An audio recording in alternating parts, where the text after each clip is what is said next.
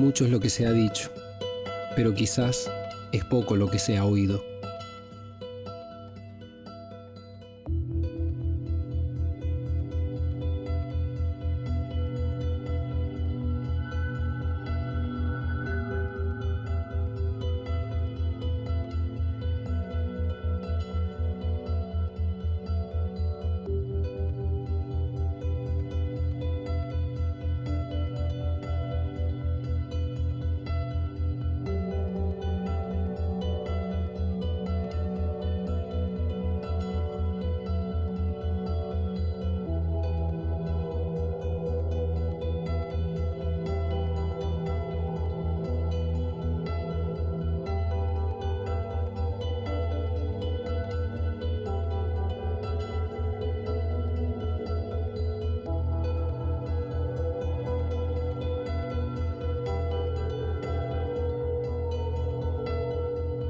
Hace 400 años, Argentina no era un país, ni Chaco una provincia. En Europa, alguien era ejecutado por decir que la Tierra giraba alrededor del Sol. Mientras en estas tierras, calurosas y húmedas, nacía un quebracho colorado.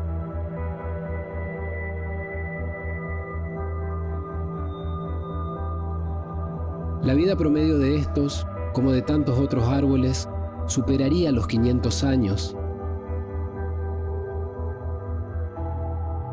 a excepción de que se cruzara con la ambición de progreso del hombre.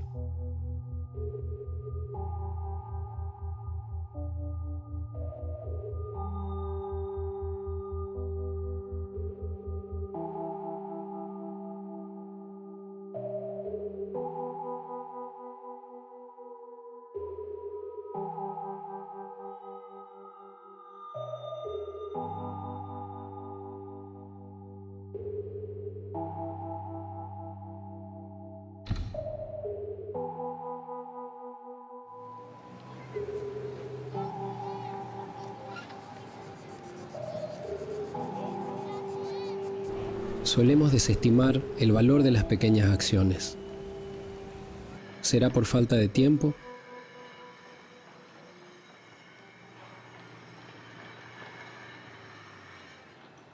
En Resistencia existe un número de teléfono municipal donde se puede denunciar el corte no autorizado de árboles en la vía pública. Hola, sí, habla Loco Graslansky de Árboles Urbanos. Sí, quería informar acá de unos cortes en una obra que está sobre Marcelo T. Alvear y Liniers. Son mutilaciones en varios árboles, es una obra en construcción y reventaron todos los chivatos que había acá, los mutilaron, tienen alambres atados. El tiempo que nos toma una llamada de esta naturaleza no supera los 5 minutos. Gracias. El que llegó a realizar el corte no es mayor a 10 minutos. Pero ¿qué hay del tiempo que llevó a estos árboles crecer hasta hoy?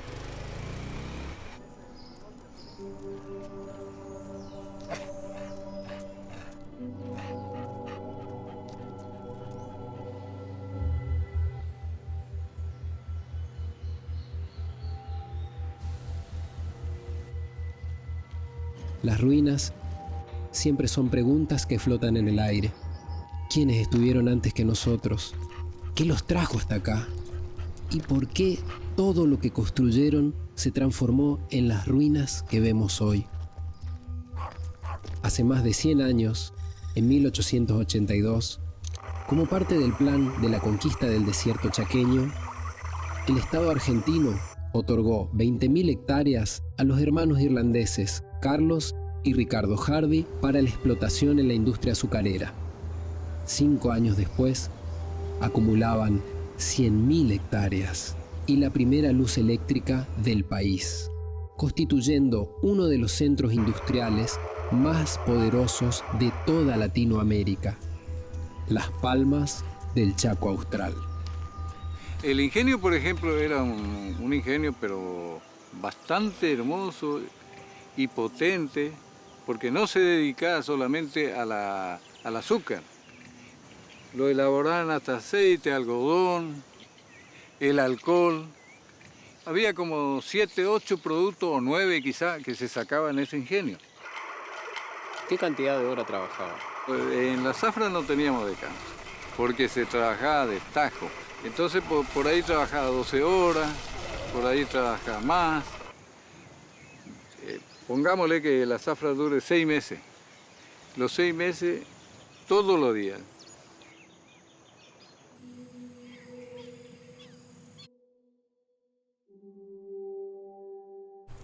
Venían con los vagones llenos de caña. Acá, por ejemplo, esto era todo playa.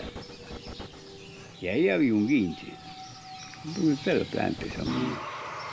Y ahí descargaban todo esto, se llenaba todo de caña. Había un cañaveral, montaña de caña. Y así hizo los mangos el tipo.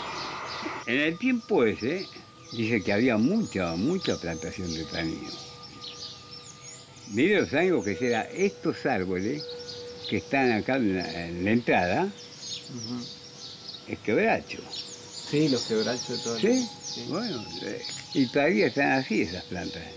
¿Qué sé yo? Demora no sé cuántos años. 100 años para tener 80 centímetros de diámetro. Sí, si no más, si no más. Sí, sí. Muy lento el crecimiento. Sí, imagínese, yo los conozco y eran chiquitos.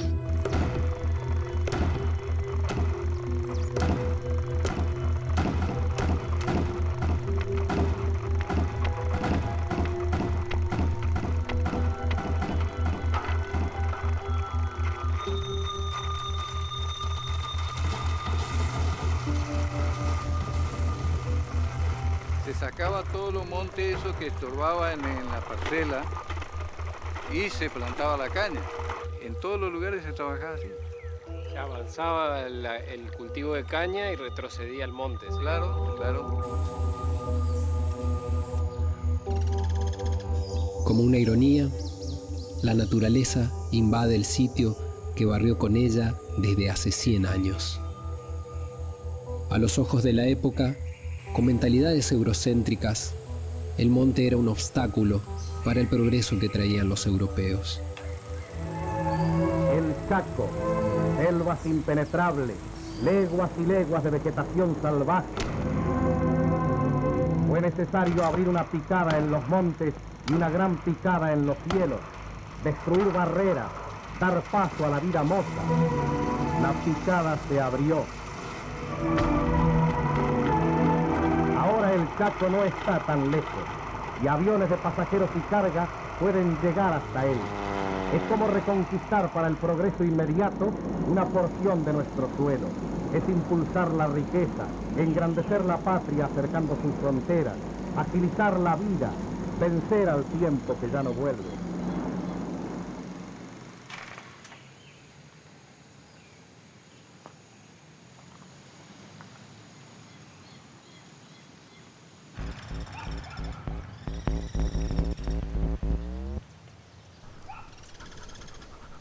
Pero Las Palmas no fue única en su tipo.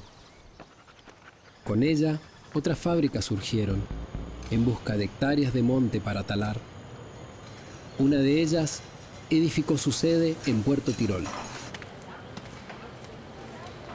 Así como en Estados Unidos estaba el furor del oro, sabían que en el sur, en América del Sur, precisamente en Argentina y exactamente en la provincia del Chaco, existía un elemento muy importante para lo que estaban necesitando, que era un elemento curtiente para los cueros. Y eso le daba justamente el quebracho colorado. Y bueno, se asociaron dos grandes empresas, inglesas y francesas. Compraron la tierra a los gringos, bastantes hectáreas, cosa de poder levantar una fábrica O sea que pasa de quebracho. de colonia agrícola a la fiebre del tanino. A la fiebre del tanino.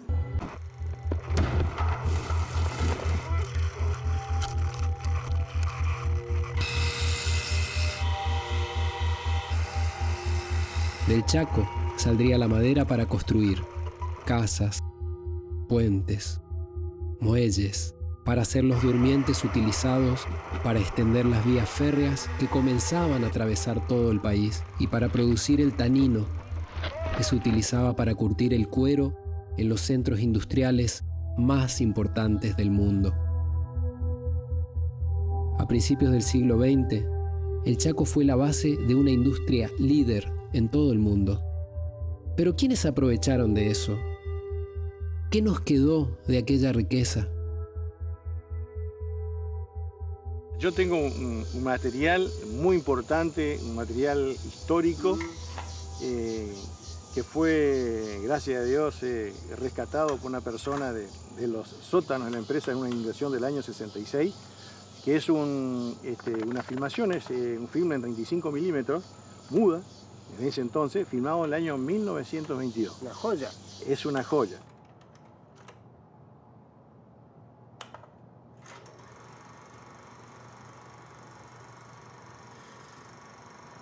En tan solo unos metros de celuloide recuperados del olvido, se evidencia todo un modo de vida.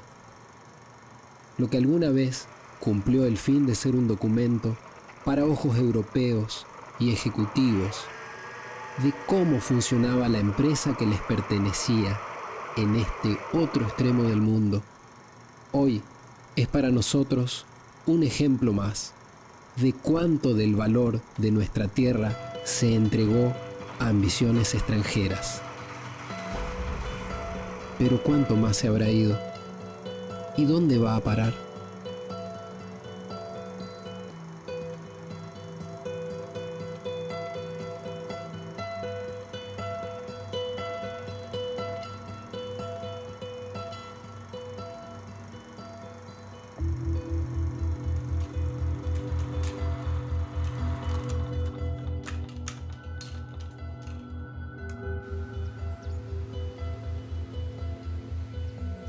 El quebracho colorado solo nace en el monte chaqueño.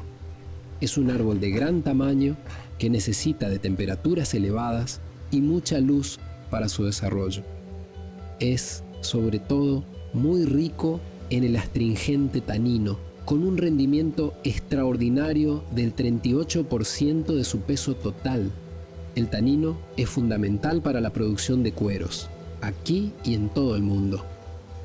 Debido al uso irracional del mismo, hoy se encuentra en peligro de extinción. Los días del ingenio pueden haber quedado atrás, pero dieron paso, en su lugar, al avance de las tanineras.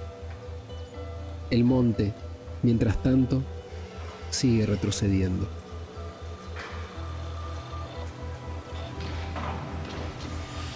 Hace 100 y pico de años se explota tanino a cifras que exceden los cientos de millones de toneladas para Chaco, y eso ha disminuido porque se ha utilizado una política de extracción minera absolutamente sin sustentabilidad.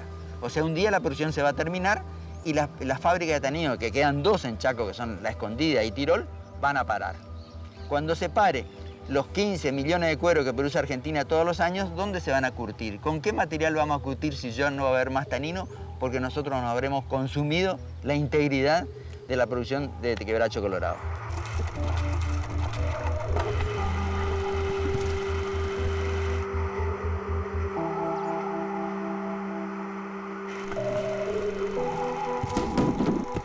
Para defender el monte o mantener el monte, lo primero que habría que tomar sería la decisión política. Sin embargo, yo te diría, porque esto se lo han estudiado gente muy capaz, que hoy sería más importante darle un manejo racional al monte y se podría volver a recuperar más o menos rápidamente porque todavía tenemos muchas hectáreas de monte. Y esto lo han destacado los técnicos de nivel mundial que han estudiado el problema hace no muchos años, que es mucho más importante darle un manejo racional a la masa forestal, que eso está lejos de ocurrir. Un ecosistema es un sistema que está formado por un conjunto de organismos vivos y el medio físico en el que se relacionan.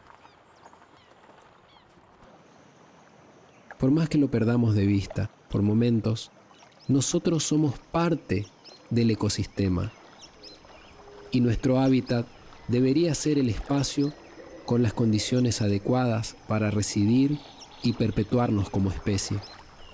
Entonces, ¿cómo valorar la búsqueda del máximo beneficio económico y el libre mercado Cuando las tuberías de una fábrica desechan residuos tóxicos a un río, matando la vida dentro de él y contaminando el agua de sus vecinos.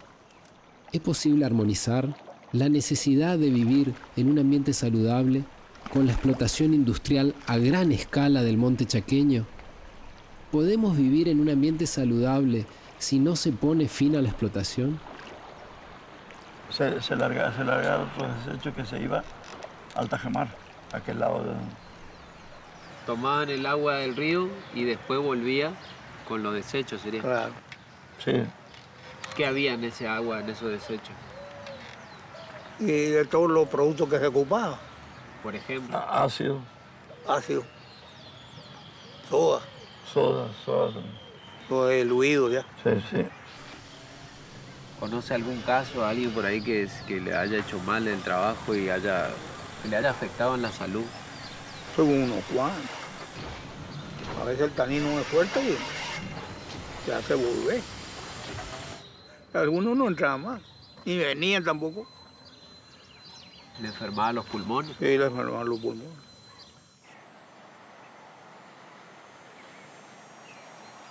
Al comienzo los residuos químicos eran arrojados al Río Negro, en donde se notaba la mortandad de peces.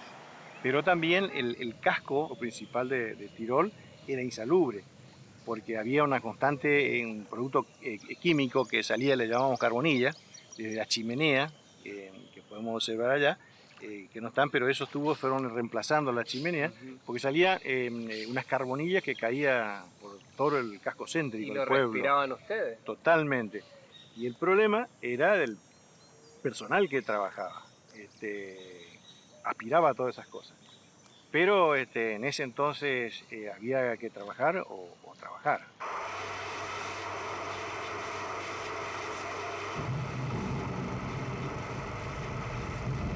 ¿Qué trabajo hacía usted en la fábrica? En la fábrica trabajé en todas secciones, recorrí la fábrica de Aguilar. ¿Ustedes trabajaban con azufre, con...? Sí, yo trabajé 14 años en secciones insalubres. Trabajé con drogas fuertes, con ácido, y en mi sulfito. Y después, por último, más peor, porque se hacía más marca de tanino, más veneno tenía, muchas clases de ácido. El humo del azufre es muy fuerte. Y el sulfito peor. Moría mucho la gente. ¿Perdió muchos compañeros? Sí.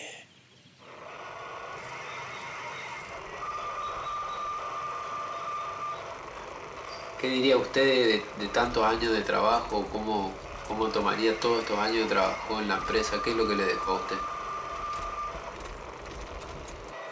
Y nada, la ruina nomás. Ya después quedamos ya la esqueleta nomás. La fuerza ya nos dejamos todo ahí. Nuestra fuerza es nuestra vida prácticamente ya quedó ahí. Algunos vivimos más, otros vivimos menos nomás.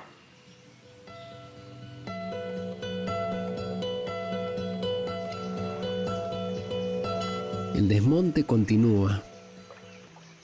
Las chimeneas y las fábricas siguen arrojando sus desechos ahora, luego de tantos años de hacerlo sin ningún tratamiento. Han comenzado a realizarlos lentamente, pero a las claras de manera insuficiente. Si bien las tanineras dinamizan la actividad económica de sus respectivos pueblos, ¿vale la pena que sigan adelante hasta que se acaben el último quebracho colorado? ¿Qué pensar de las vidas que fueron apagadas bajo el humo de las chimeneas? De los obreros que murieron tratando con sus manos químicos de alta toxicidad, mientras los dueños de las fábricas contaban los billetes de su cuantiosa fortuna en sus lujosas oficinas europeas?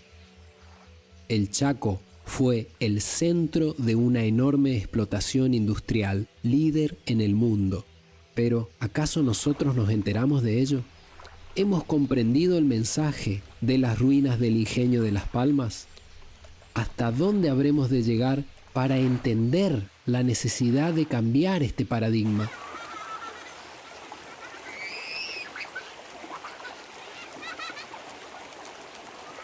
Los primeros habitantes de este territorio, quienes supieron adaptarse a su naturaleza, continúan el proceso de adaptación tras ser expulsados del monte a la ciudad.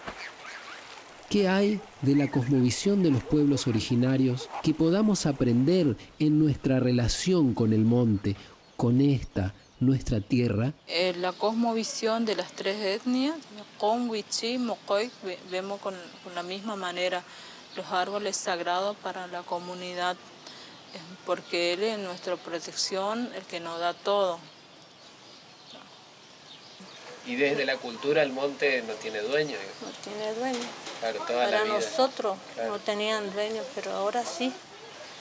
No sé a dónde salen los dueños, pero vos te vas en un monte y aparece el dueño. Ponele, hay un hombre que es dueño de un campo, un monte, agarra y le vende a las industrias más grandes. Y la industria más grande arrasa con todo.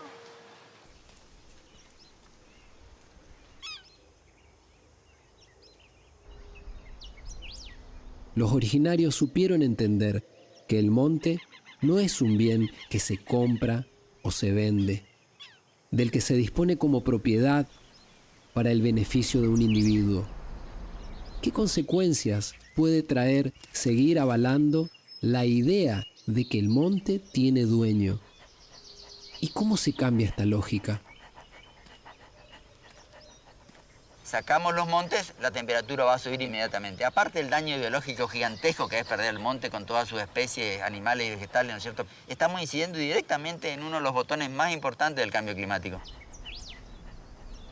Hasta hoy, ustedes van a escuchar que mucha gente dice, este monte que no sirve para nada.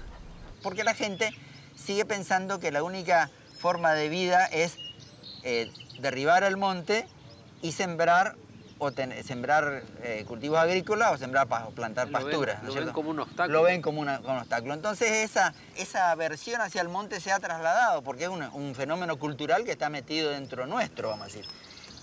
En ese sentido tendríamos que avanzar mucho más en la educación.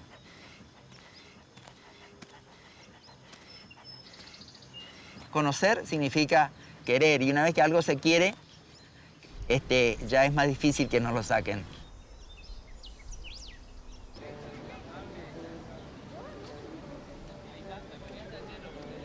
No existen pequeñas acciones, no existen ideas pequeñas.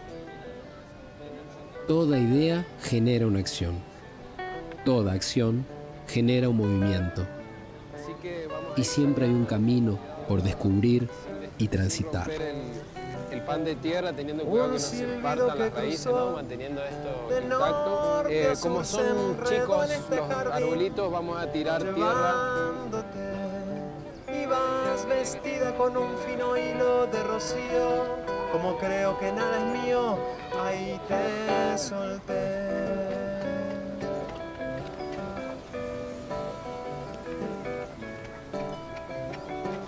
Antes de eso te conté que ibas a ser un gran árbol de samún, elevándose. Para que apurarse dijiste suave y desprendida. Ahora que soy semilla del aire quiero ser. Qué bien pensé, el mundo no te vistió de estas espinas como a mí. Lejos se irán las semillas del samú mientras el árbol siga aquí. Mientras el árbol siga aquí. El primer paso es tomar la decisión. La decisión de no aceptar el daño a nuestra tierra, a nuestro hábitat, como algo inevitable. ¿Alcanzará con una pequeña acción para empezar? Solo nos queda hacer el intento.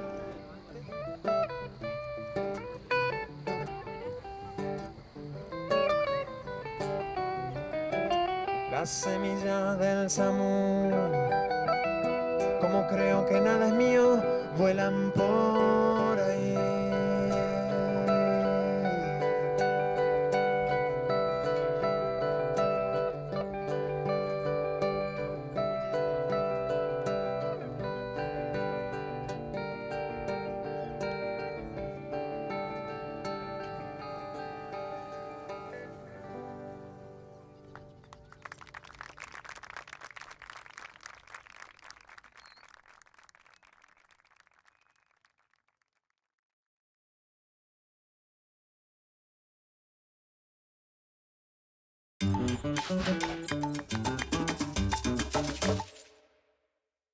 Disponible también en cda.gov.ar.